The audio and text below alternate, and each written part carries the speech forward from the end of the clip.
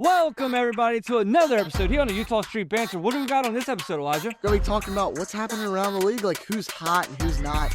It's the Mets. I know who's not hot because we're going to talk about this past week in Orioles box scores. We're going to figure out if we need to freak out or figure out what's happening with some Orioles players. And I will let you know whether or not the Orioles can turn around this season. Here we go.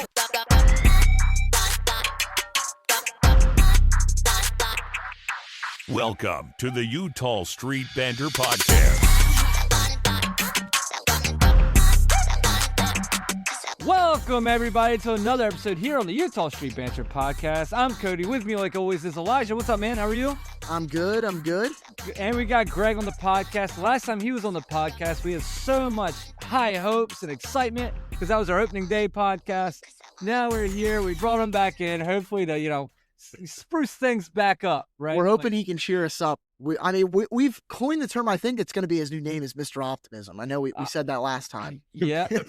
He's very optimistic. He really just brings us back down to earth whenever we start to get excited. He's like, well, guys, I tell you.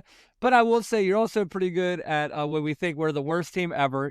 You let us know that, well, we're not the worst team ever, But yeah, so we got a lot of fun things coming up on this podcast, but let's get to one of my favorite segments, and that's the Around the League News with Elijah. All you, man.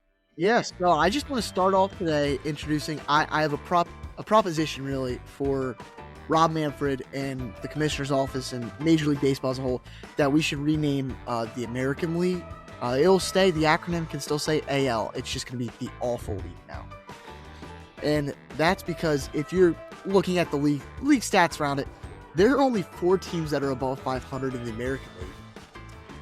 Let me field a question. Cody, Greg, do you know how many teams in the NL Central are above 500? In the NL Central? Oh, I know this one. All of them. All of them, exactly. So I don't know if, just quick math here, I'm not great with math. I'm a communications major, so that's not my strong suit. 5 is bigger than 4. Yes, and so it's just crazy how bad everyone is. I mean, the Royals 7-15, so they'll sweep us. The Astros are 8-15. We play them soon. They'll probably sweep us too. The White Sox, we actually beat them 8-14. The Blue Jays 8-13. Red Sox 9-13. Mariners 10-13. Orioles are 10-12. Angels are 11-12. And then the Athletics, Twins, and Rangers are all 11-11. Don't even know why that is, why everyone's so bad.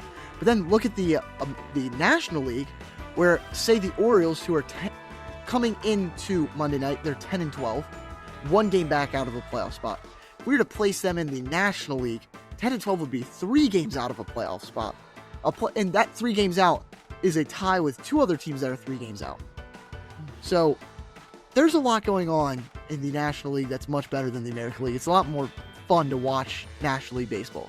You're really starting out with optimism here, Elijah. Yeah, well, I'm trying to make myself feel better that it's not just us. It's not just us. Yes. We're doing bad, but we're at the top half of the bad. Okay. It makes me feel better. Well, that's good. And then moving on to the Tigers, Kevin McGonigal got his nice extension in there. Everyone is basically, except unless you're a Baltimore Oriole, you don't get paid. But Kevin McGonigal, he's in there. Got his money. He looks amazing. I think he definitely deserves it. And I know it's a lot of people the thought process is trying to sign them before the lockout this offseason, because if there is a salary cap that's implemented, they'll be kind of grandfathered in, and it's not going to negatively affect the salary cap. That's somewhat of the thought process. So the Orioles should just give $600 million to everybody. I mean, sell the Rubenstein. Sell the Magna Carta. We'll get money there. Or can we give that to someone I feel like Colton Cowser, which we'll get into him later. Don't know if he should be the one we extend, but I feel like if you gave Colton Cowser the Magna Carta, he'd stick around. That seems like something he'd be into. Yeah. Okay. Just put it right next to his Lego set. Exactly. Yeah. Or just maybe give him a Lego Magna Carta and he'll be fine. He wouldn't tell me. He couldn't tell the difference probably. Just like you can't tell the difference between a strike and ball. Oh. He swings at them both, so I don't think he could tell the difference. Yeah, I mean, if he swings at them both, then they're both strikes. Exactly. Yeah, that's the way he thinks about it too. Yeah. And the Dodgers, although they're the best team in baseball right now, they did get hurt. Their closer Edwin Diaz, he's gonna be out for a significant amount of time. got hurt, which is not what you want to see, but oh no, one of their best players is hurt. Who else will they have on their team? I don't feel bad for him. I'm sorry. I feel bad for Edwin Diaz. I don't want him to get hurt. I don't feel bad. Let me just, okay. So for any of you out there that are familiar with MLB The Show, you have on the Diamond Dynasty section, you can collect, there's like the collections in each live series. So all of the 40 people that are in the 40-man roster for each team, you can collect their cards. And I got thrown off. I was flabbergasted almost. Flabbergasted? On the Dodgers collection, the amount of diamonds they have, which are some of the best players in the game, fills up the entire screen. Every team has like at most 2 diamond players. They have like 10. So I don't feel bad that they lost 1. How do you really feel? You know, I'm just honest. Everyone calls me Honest Elisha. There's a lot of optimism in this podcast. I feel it. It's going to get better, everybody. It's going to get better. It's going to get better. It can't get worse. And the one good thing is, I know I'm not happy about myself and the Orioles and just all of that, basically. But we're not Mets fans. Thank the Lord we're not Mets fans. We've seen some bad Orioles this year. We've not lost 11 games in a row, though. Not yet. Yep. Don't say yet, not yet. Don't put that on me, Ricky Bobby. Come on now. I mean, we're not at the point that Carlos Mendoza, the people are shouting to fire him. We're not at that point with Albernaz. Thank God. Like, the Mets are in rough shape right now. It's bad. Have either of you looked at Marcus Semion's stats this year? Not great, huh? That trade doesn't look too Awful. good. And Nimmo is killing it for the Rangers. Of course it is. Yeah. It's just, I feel bad for Mets fans, but I feel bad. I feel more bad for them than Dodgers fans, I guess, but I still don't feel entirely bad. Like they got Juan Soto. One's just better at buying players than the other. Yeah, much better. Yeah. Yeah, and I want to talk about some good, though. Let's get to some good stuff, right? All right, let's do it. I want to talk about Munetaki Murakami, who's having possibly the most interesting season stat-wise ever. This season, do you know what his OPS is this year? No. His OPS, it is a 918, right? Really, really good. OPS plus is super high too. Guess his batting average. 230. 208. Jeez. Wow. He has 15 hits on the season going into Monday. 8 of those are home runs. Wow. He hits a home run basically every other time he hits the ball. Wow. It's incredible. He's having one of the most interesting. I saw that stat the other day. I just thought that was crazy that he's got 8 home runs. So right. A lot of home runs, nothing to be shy about, but 15 hits to 8 home runs. So I would look at that as kind of a good thing in a way where he's trying to get used to Major League pitching. Yeah, absolutely. But the power's there. So Yeah. it's going to be really dangerous when he gets used to Major League pitching because you're not going to lose power by getting used. You're going to gain a better eye, and because the eye and contact quickness will definitely be there more. Yeah, so that's going to be, unless you're just swinging out of your shoes every time. I have no idea. But And another guy that's been really good power-wise this season is Jose Ramirez. Yeah, we saw that first. And we sure did. He hit a lot of home runs against us. Hit 3 in the series against us. And I don't know if you guys are aware, but he's near a milestone. He actually, this point right now, he has 291 career home runs, 297 career stolen bases. Yeah. He will get to 300 at some point this season. You look at him and you don't really see stolen bases. You wouldn't think he's fast, but he's got 10 stolen bases this year.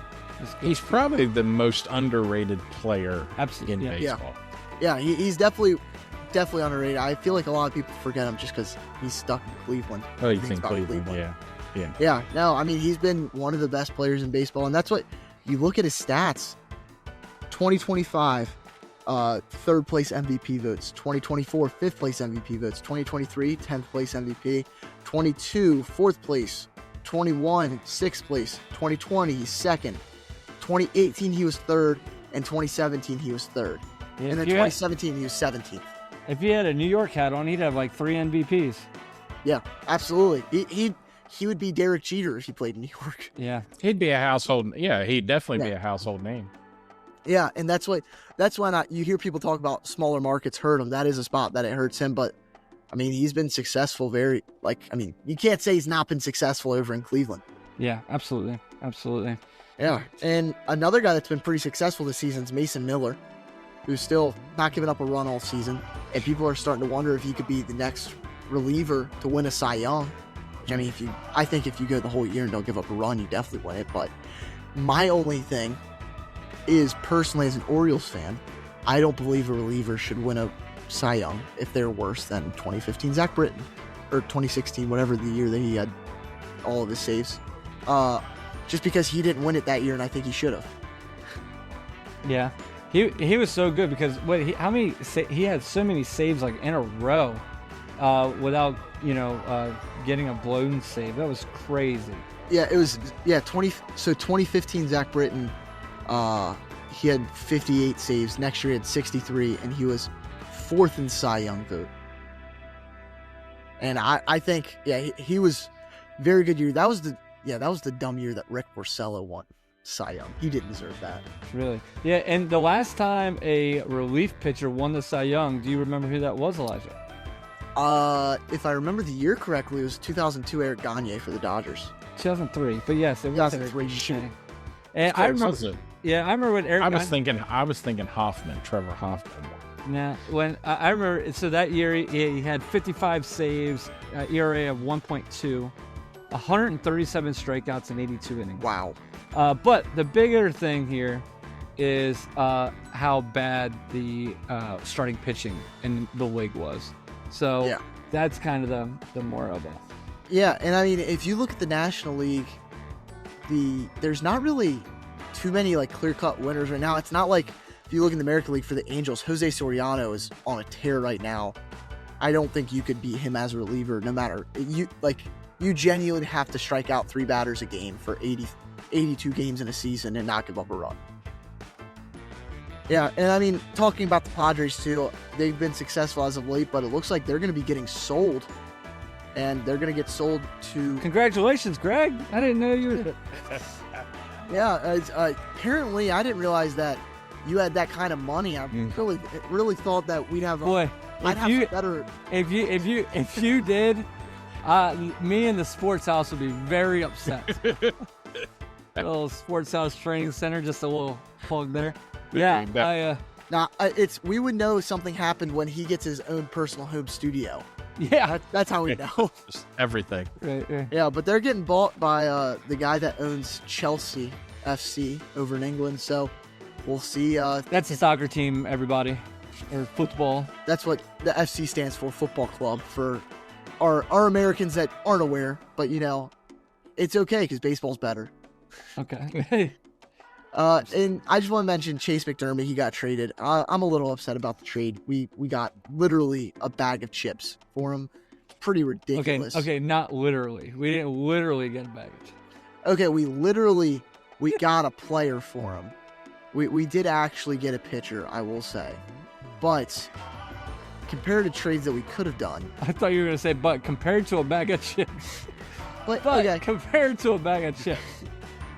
What's the name of the guy that we traded, Cody, off the top of my head? Do you even know? Exactly. Steve.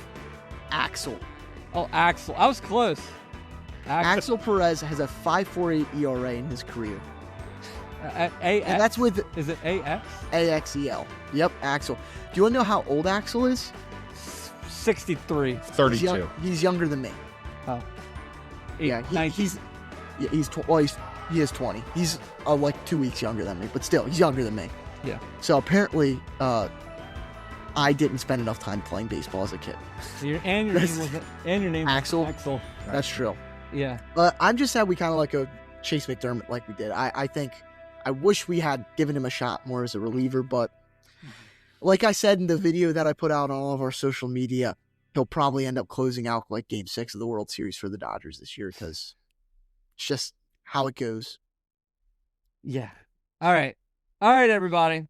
Well, Elijah and his optimism really filled the show at the beginning of the show right there. And I'm going to come in and just save us here with more optimism because it's this past week of box scores and game recaps.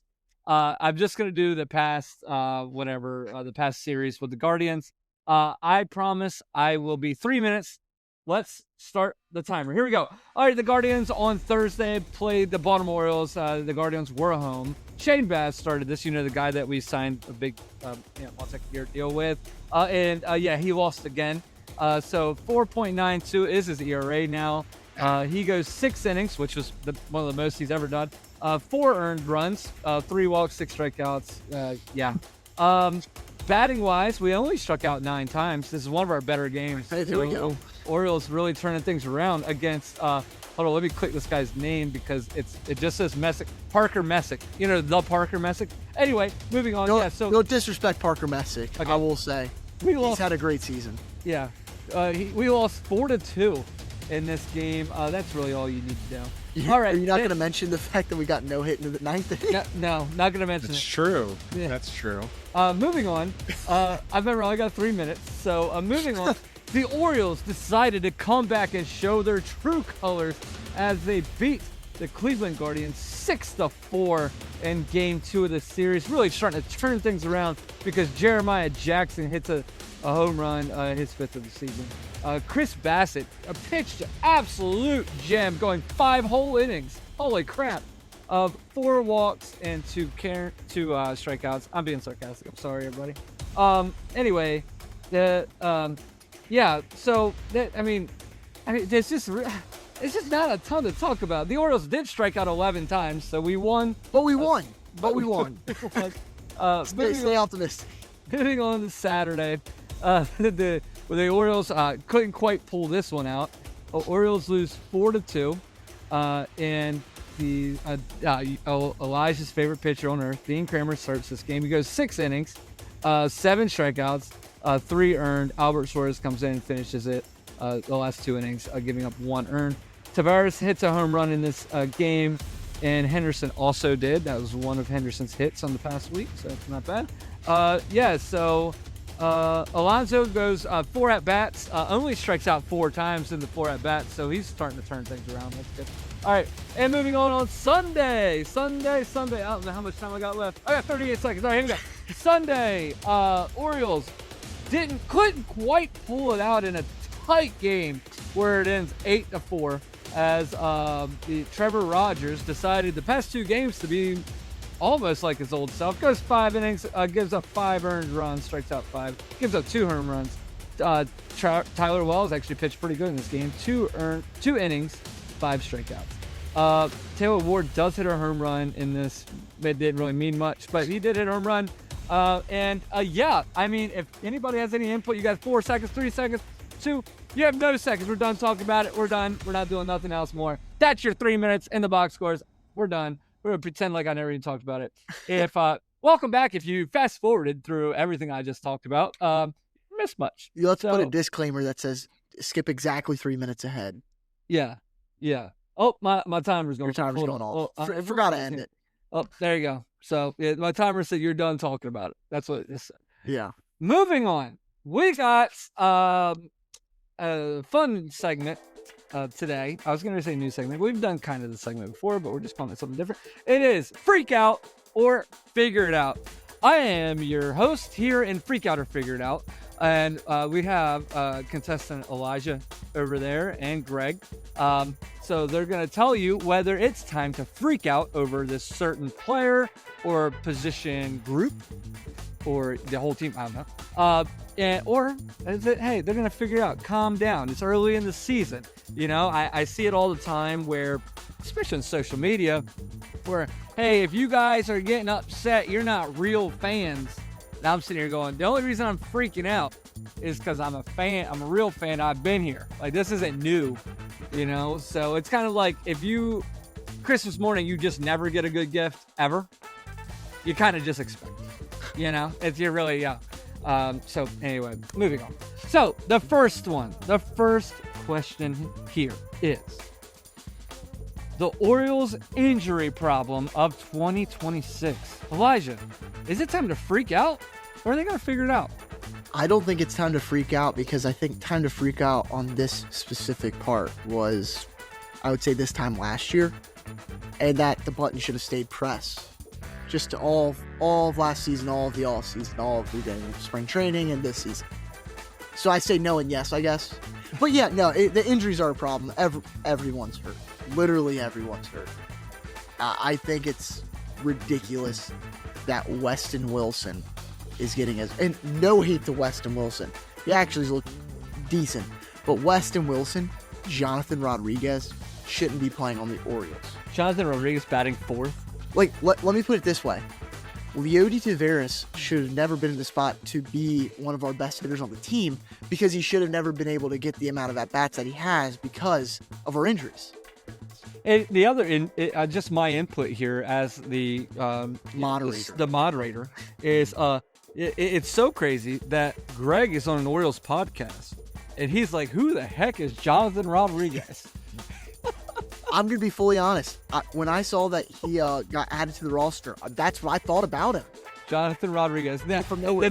The name just doesn't go good together. I mean, like, No. It's also, yeah. When you're depending on Jonathan Rodriguez 22 games into the season, Yeah. I will you say, have problems. my main problem, too, is that he's still hitless, and he's been batting cleanup.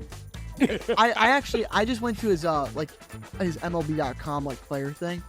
I really actually like a lot of his facts. He went to Carlos Beltran Baseball Academy High School in Florida, Puerto Rico.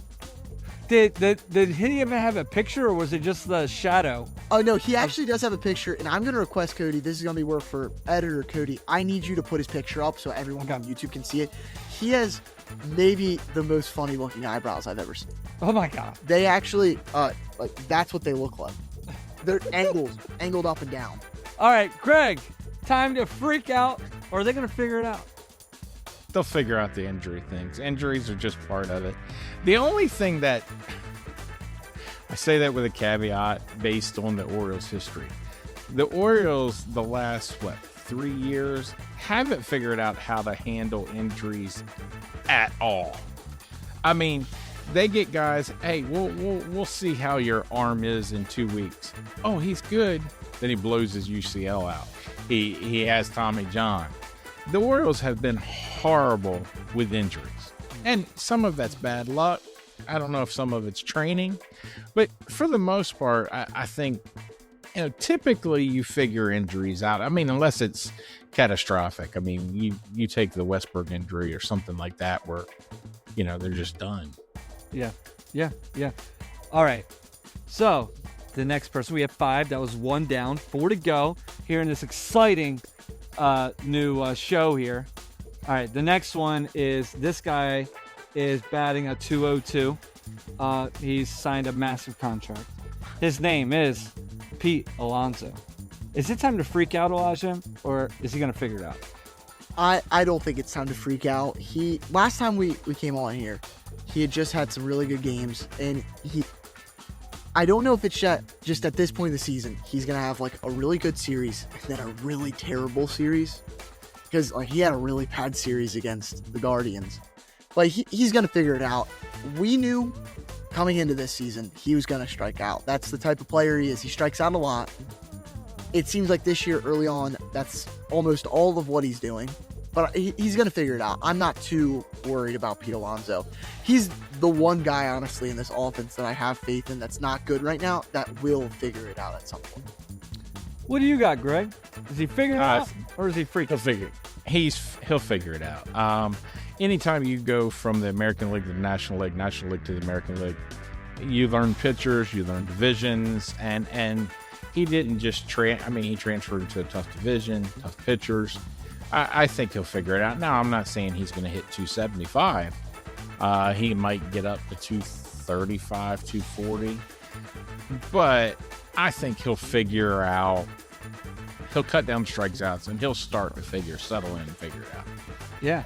All right. The next guy he was one of our best relief pitchers 2 years ago, and that's right before we kind of had to turn to Felix Bautista to be our consistent closer.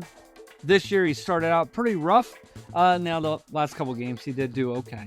That is Tyler Wells, Baltimore Orioles relief pitcher. Elijah, is he figuring out now, or is it still time to freak out?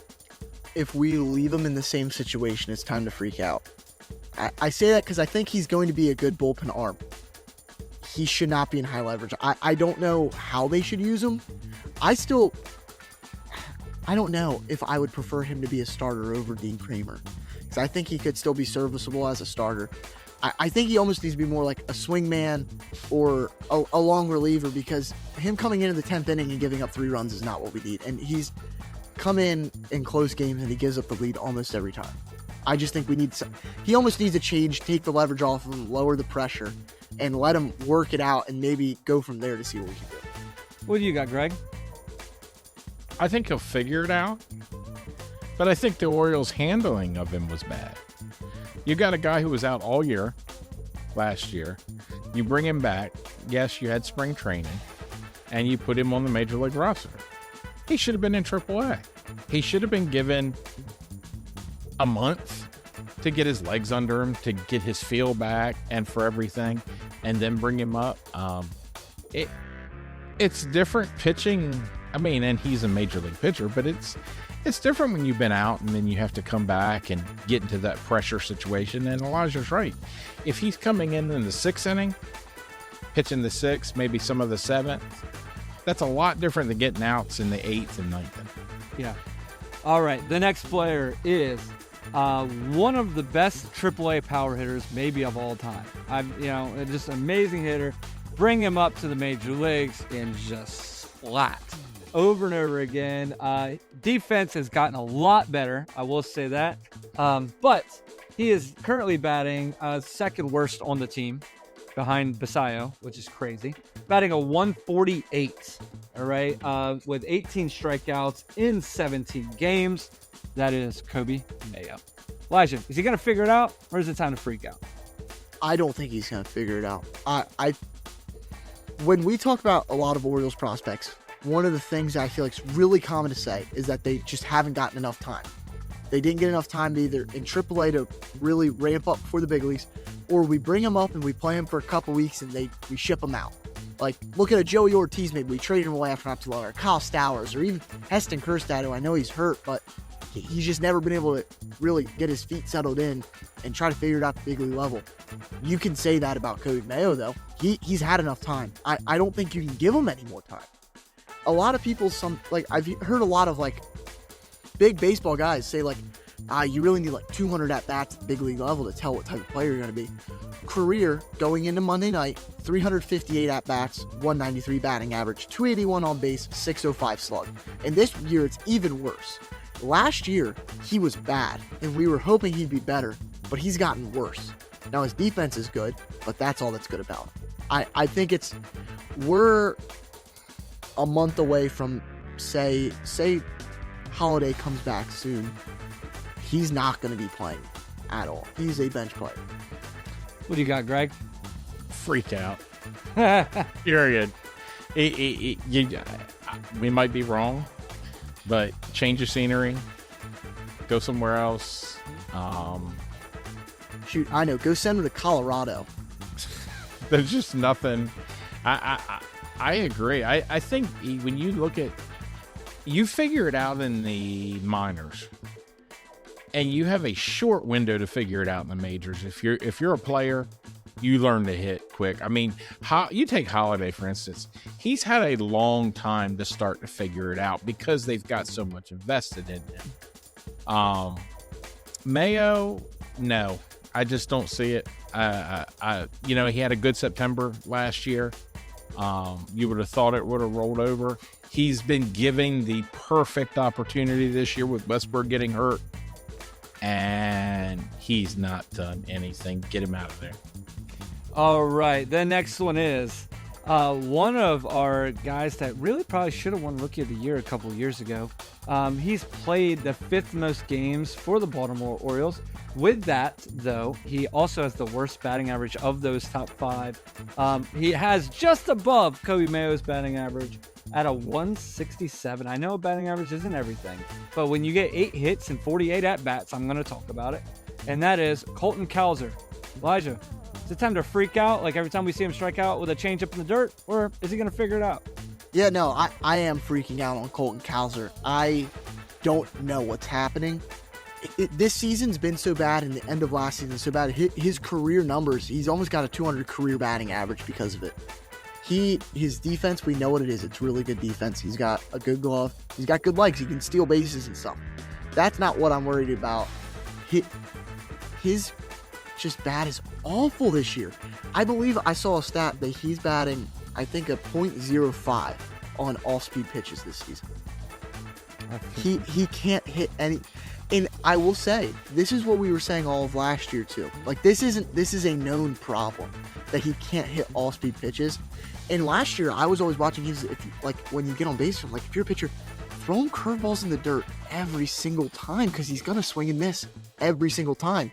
And this season, it feels like people finally got that memo, and that's all they've been doing to him, and he doesn't hit.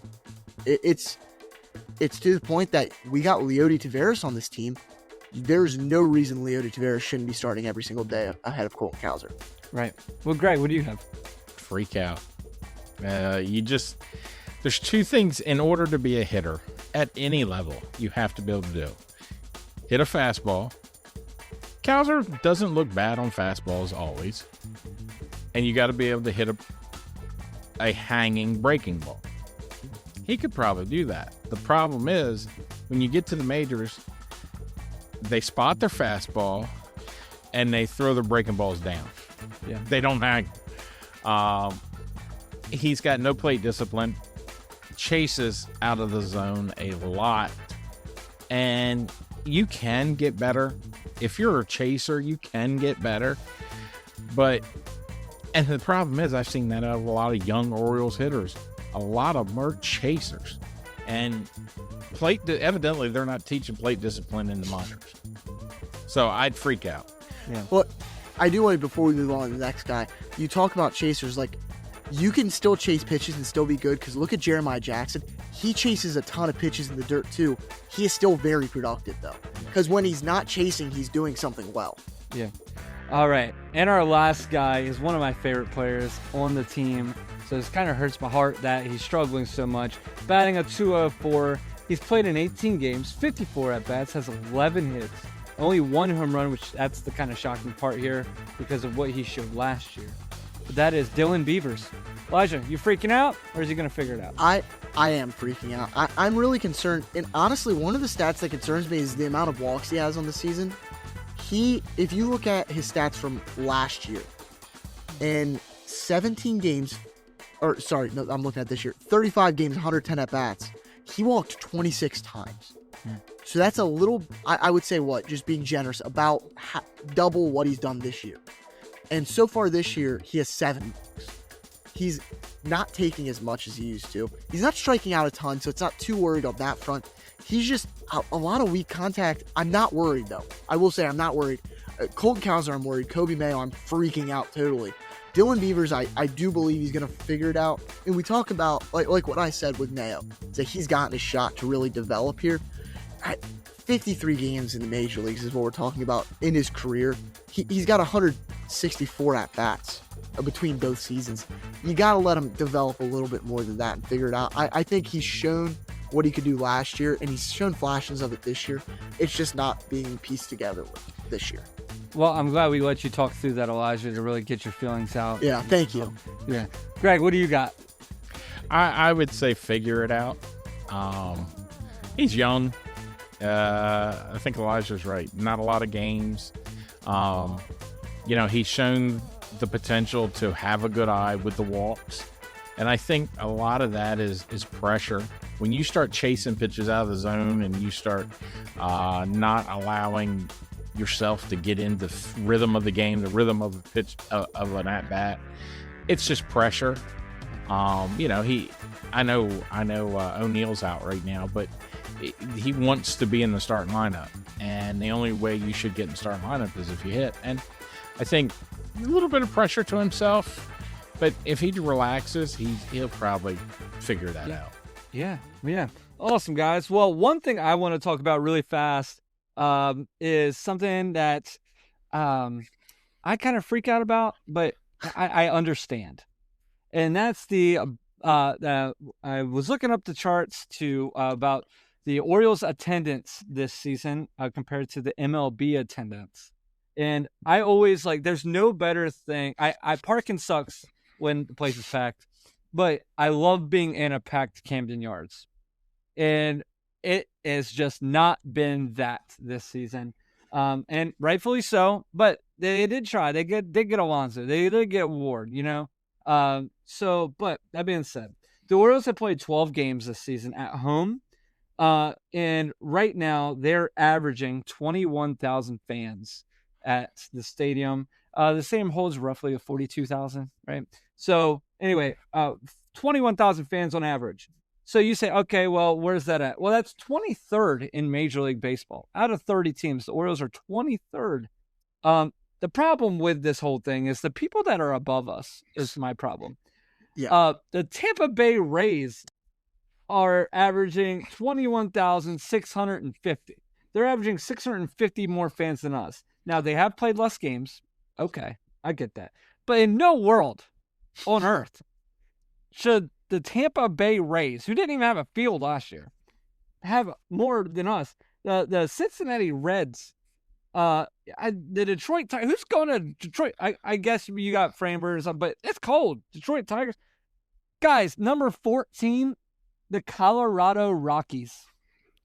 Okay, Oriole fans, we can't beat Colorado. Come on.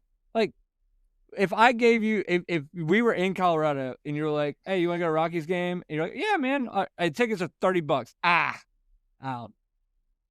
I know, Elisha, though, I'm pretty sure you've been to there a couple times, right? Colorado, I've been there twice, yeah. I love the stadium. It's really nice. So, just random thought, Wade Miley I saw pitch there the week after he threw his no-hitter for the Reds. Oh, yeah, I remember that. Yeah. So pitching matchup of all time, Wade Miley, Herman Marquez. Yeah. The other one that I'm pretty shocked about is Cleveland is right under us. So we're 23rd, and then it's Cleveland, Minnesota, Pittsburgh, Kansas City. That's shocking. Kansas City. Chicago White Sox, not shocking. Miami, not shocking. And the Oakland A's, not shocking. But the Oakland A's will hurt a little bit because their stadium only holds a little bit of people. But, I mean, it didn't matter when they were at their thing. Well, do you have any thoughts on this? Yeah, I do. I just think there's a lot of factors that obviously go into this. Number one is the play on the field. I think we saw it in 2023 when the Orioles were good the second half of that season. The Camden Yards was packed a lot of the time. I went to multiple games that year, and it felt like every time there was 35,000 people at least in the crowd. And that's what you want. At the end of the day, I'm not going to go pay to see the Orioles 5 times a year if they're not winning. It's plain and simple like that, and I think that's a lot of fans. Especially when we have to travel. Exactly, because you look at it, Baltimore is not Baltimore is not Los Angeles. It's not New York. It's not San Diego or San Francisco that has a lot of people in it. So a lot of people are traveling to these games. And it's just a lot to expect to do that when ticket prices have been steadily increasing. You're taking away ticket packages that a lot of fans really like to use. I know me and Cody, our families, we had ticket packages and stuff to go to a lot of different games. And I don't even remember what they were called really, but then you take away them and you only offer certain ones that are more expensive, just trying to get more money out of it. And then you go and suck. No one's going to pay that. And then at the top of it, the organization's just getting greedy. I'm going to read a quote from Katie Griggs, the president of business operations for the Orioles. This came out January 23rd, 2025, before the 2025 season, talking about the value food menu that everyone was obsessed with last year, right? Our fans are the heart and soul of this organization. By offering more affordable food and beverage options, we are directly reflecting our commitment to them. We want Oriole Park at Camden Yards to be a welcoming place where all fans can feel at home and have a great time. We believe these changes will greatly enhance the overall fan experience, allowing everyone to create the experience that best fits their needs. Well, I put together a little spreadsheet on Excel because I had a little bit of free time today. I will say, I'm going to give most of the credit for this idea, not the idea, but just what sprung this idea to the Baltimore Banner. Get more into that now. They did a nice little investigative piece on the hot dogs at Camden Yards. So the hot dog last year on the value menu, $4. It's $4.49 now. The pretzel bites with cheese, cinnamon pretzel bites with cream cheese icing, they also rose 49 cents. You can't get nacho chips and cheese anymore. Popcorn rose 49 cents. Peanuts rose a whole $1. It costs $3.49 now to get a bag of peanuts at the value section. You can't get prepackaged desserts. The soda cup rose 49 cents. You can't get a bottle of water anymore. Beer rose about $1. Hard seltzers rose 49 cents. The only thing that got cheaper was non-alcoholic beer that is now a penny cheaper. So you look at this, they raised the prices on almost anything. And they got rid of some of their other stuff. And if you actually were to buy every item this year, it'd be $42.92. Last year was $49. It's only a $7 difference, and that's missing 3 items. Not good what you want.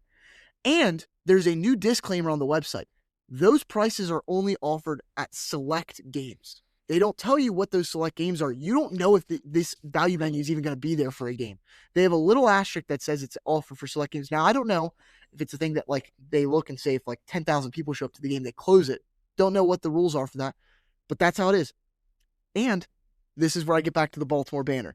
They did a video comparing the value hot dog, of course it's a small hot dog, to the $8 like jumbo hot dog that you get, like the normal ballpark hot dog. It's worse value to get the $4.49 one. You get like they weighed it out per gram of hot dog and stuff. You get more hot dog for your dollar if you do the $8 expensive one. That's crazy. What's the point of a value menu if it's not actually cheaper? Yeah. Yeah. It's almost like, yeah, we'll get Pete Alonso. Yeah, we'll trade for Taylor Ward. We'll sign Sam Elbasayo. Oh, but we need more money from you guys now. That's the whole way this works.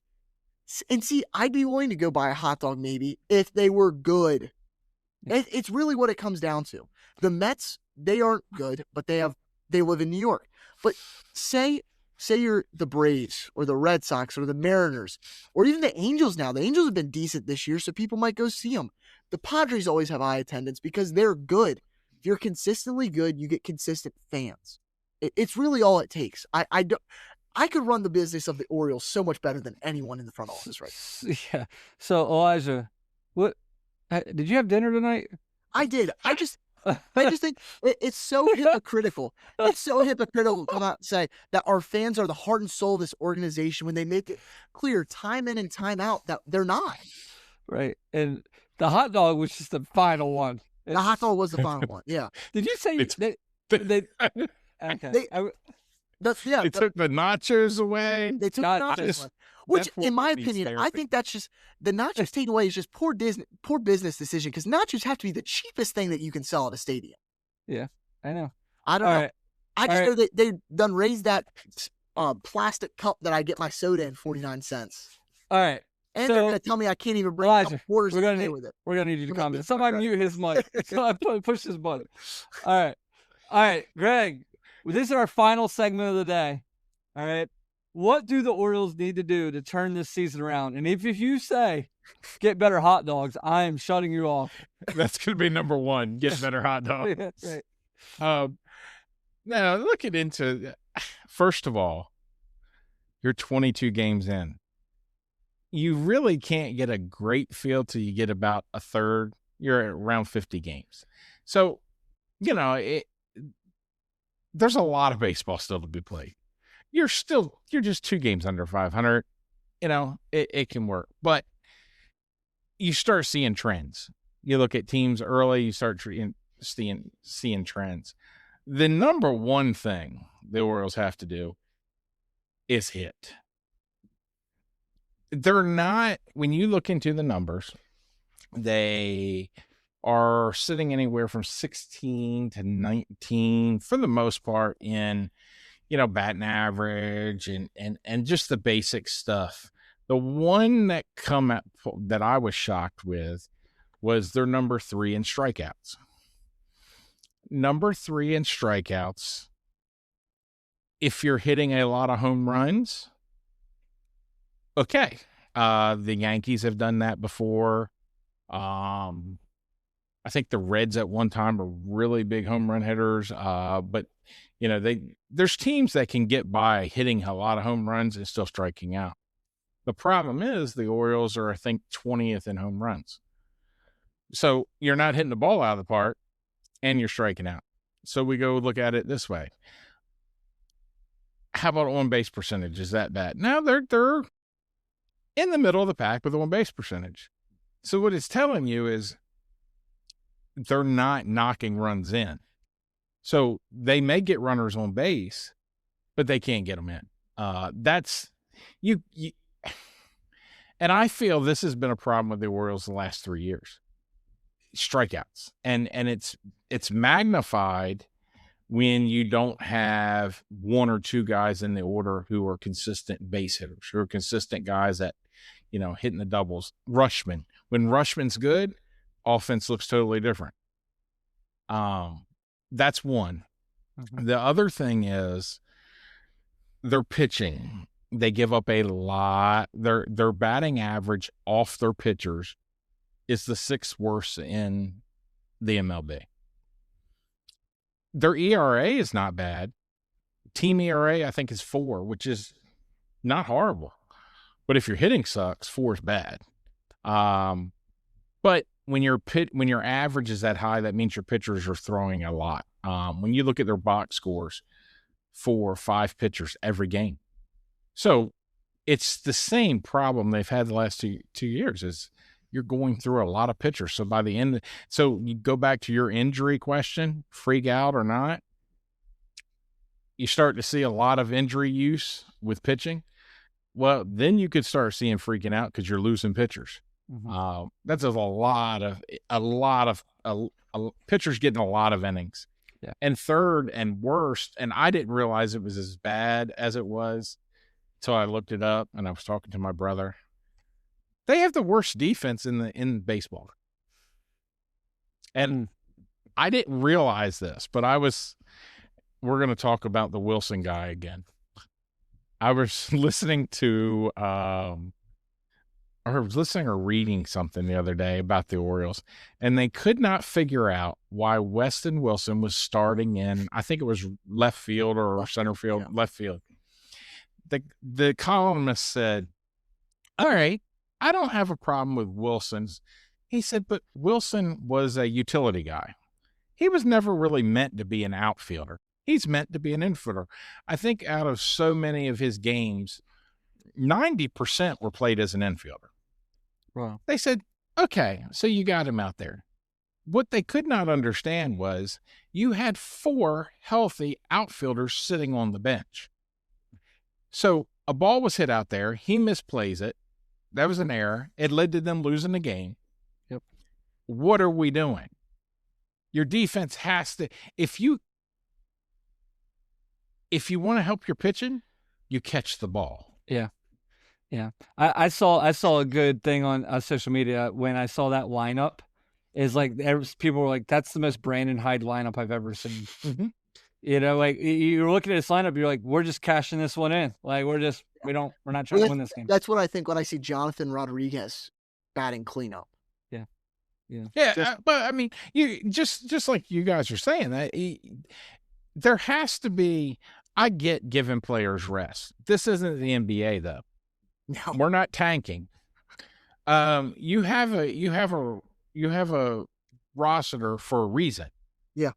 You mean to tell me you can't field a team and that Rodriguez should be batting 4th when you have Alonso, Henderson, Ward?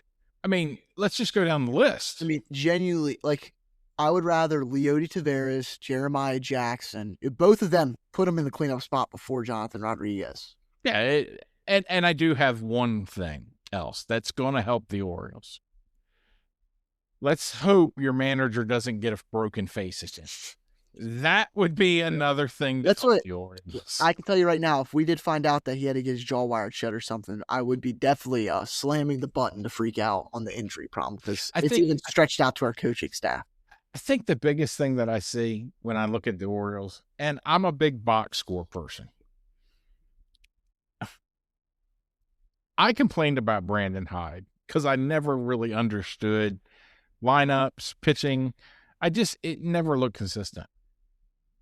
This seems to be the same thing. Yeah.